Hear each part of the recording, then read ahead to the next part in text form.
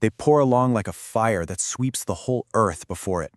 Okay, let's just jump right in, because those words absolutely perfectly capture what we're talking about today. That's Alexander Pope describing the sheer, uncontainable force of Homer's poetry. He calls it a poetical fire, this incredibly vivid energy that literally feeds on itself, growing faster and hotter until it just overpowers everything in its path. Welcome to this explainer of the Iliad. Today, we're completely immersing ourselves in this epic, and we're drawing straight from Alexander Pope's legendary translation. Our main focus? It's the beating heart of this ancient masterpiece, the catastrophic, cinematic, and literally world-shaking anger of its greatest warrior, Achilles. Section 1. The Poetical Fire, the Boundless Invention of Homer. So, to really get Homer's unique genius, Pope compares him to another literary heavyweight, Virgil. Now, Pope describes Homer's work as this wild paradise, something fueled by an unmatched invention. He scatters ideas with this wild, generous profusion. His battles are boundless, they're irresistible, pouring out with a massive overflow, kind of like the River Nile flooding its banks. Virgil, on the other hand, he's an ordered garden, calm majesty, a gentle, constant stream that always stays neatly within its boundaries. The takeaway here is absolutely crucial. To understand our central hero, Achilles, we have to first wrap our heads around this elemental, untamed, fiery landscape of Homer's imagination. Section 2. The Contention of Kings. A bitter feud divides the Greeks. You know, the real catalyst for this epic isn't actually the Trojan War itself. No, it's a devastating internal feud right inside the Greek camp. It is the ultimate clash of massive egos. In one corner, you've got Achilles. His courage is furious, it's intractable. He's a guy who recognizes zero limits to his own personal honor. And opposing him is King Agamemnon, the top commander of the Greek forces. Now, Agamemnon is driven by a love of empire, pure ambition, and this absolute demand for ruling power. The whole thing explodes when Agamemnon unjustly seizes Achilles' war prize, the captive Briseis. Achilles is insulted to his very core. He absolutely refuses to fight for a tyrant that he thinks is just using him. So, in an act of pure, untamed honor, Achilles just withdraws. He swears this devastating oath on a sacred scepter, a piece of wood, he notes, will never bear leaves or blossoms ever again. He says, "By this I swear, when bleeding Greece again shall call Achilles, she shall call in vain." He literally retreats to his tent, letting his dark thoughts of revenge roll around in his head, perfectly content to just sit back and watch the entire Greek fleet burn to the ground. And day by day, the terrible cost of Achilles' pride is paid in the blood of his own allies. Day 1 is when he walks away. Fast forward to day 12, and the gods themselves have ascended Mount Olympus just to grab a front row seat to this unfolding tragedy. Day 13 brings this massive violent clash of the armies, but now the Greeks are completely missing the irresistible force of Achilles. By day 14, the greatest Greek heroes, guys like Ulysses, Agamemnon, Diomed, are bleeding out. The Greeks are facing imminent destruction, backed right up against their ships as the Trojan fires blaze. And Achilles? He's just sitting nearby, completely steadfast in his hate. Section 3. The Fall of Patroclus, the tragic cost of borrowed glory. The situation gets so desperate that Patroclus, who is Achilles' dearest, most beloved friend, just can't stand to hear the groans of the dying Greeks anymore. He comes to Achilles in tears, begging to enter the battle, disguised in Achilles' own magnificent armor. Surprisingly, Achilles says yes, but gives him very strict limits on how far to go. So Patroclus rushes onto the field, absolutely terrifying the Trojans who think the dread Achilles has finally returned. But it's only, as the text beautifully puts it, a moment's glory and what fates attend. Right beneath the massive walls of Troy, with the treacherous divine help of the god Apollo striking him from behind, Patroclus falls.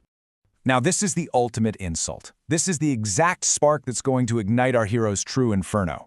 The Trojan prince Hector strikes the final blow and then actually strips the divine armor off Patroclus's body. Hector stands right over him, taunting him, proudly wearing the stolen spoils. "Thou from the mighty dead those arms hast torn, which once the greatest of mankind had worn." Hector genuinely believes he's secured the ultimate victory here, but really? He has just sealed his own sudden, inescapable doom. Section 4. The Inferno of Vengeance, a relentless force of slaughter. When Achilles hears that his best friend is dead, his reaction is, well, it's a grief and rage so profound it seems to physically alter his being. He demands new armor, and his mother, Thetis, gets the blacksmith god Vulcan to forge it.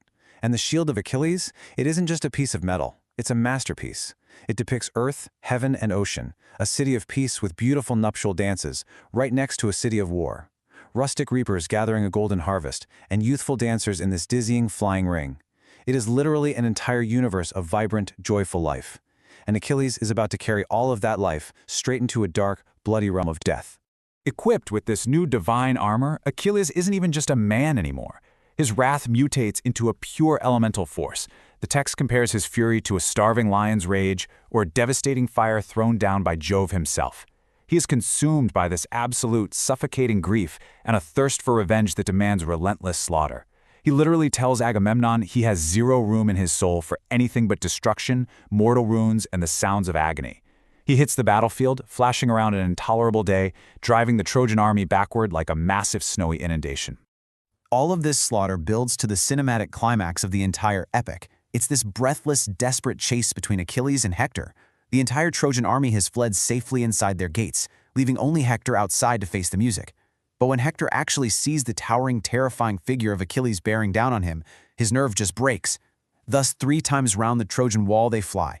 It's predator and prey, racing in dizzying circles, while the gods themselves literally lean forward from the sky to watch.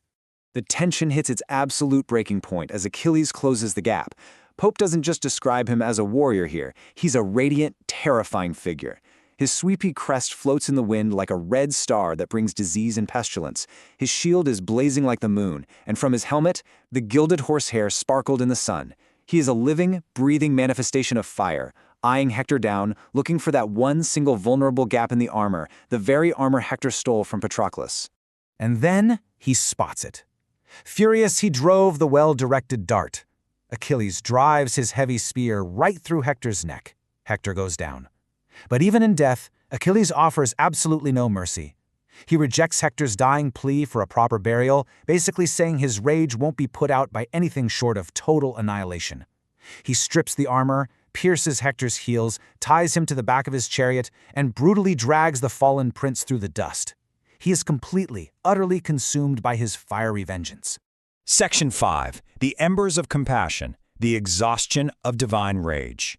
In the aftermath of that incredible climax, Hector is dead, sure, but Achilles' rage hasn't disappeared. It's just calcified into this cold, brutal desecration. He drags Hector's body around Patroclus' tomb day after day after day. Yet 12 days pass, and the fallen prince remains totally untainted by the air. Why? Because the gods intervene. They preserve Hector's body, keeping it miraculously fresh and majestical in death.